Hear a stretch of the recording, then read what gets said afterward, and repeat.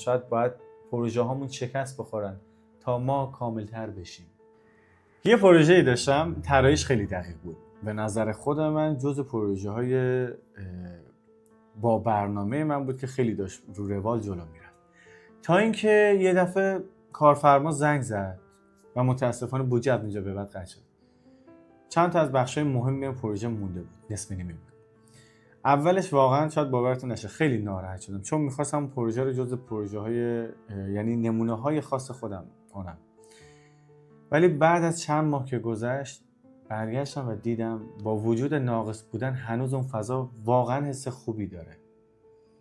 اون موقع تازه فهمیدم ما معماری رو میسازیم برای زندگی، نه برای عکس. زندگی هممون در جریانیم دیگه، تو این شرایط واقعا هیچ وقت کامل نیست. یه دیوار ممکنه ترک بخوره، یه تصمیم ممکنه اشتباه باشه، ولی به نظر من اگر یک فضا درست حس بشه همون به نظرم کافیه. من همیشه به تیمم میگم کمالگرایی خوبه، ولی نباید باعث توقف بشه. گاهی باید بپذیری که کار تا یه جایی پیش میره و از اونجا به بعد خودش مسیر خودش رو پیدا میکنه. تو فقط باید مطمئن شی اون مسیر درست شروع شده باشه. برای من زیبایی توی همینه. توی خطایی که شاید دقیق و صاف نیستن، تو متریالی که با زمان تغییر میکنه، تو فضایی که هر روز یک شکل تازه‌ای به خودش میگیره. معماری واقعی قرار نیست بی‌نقص باشه.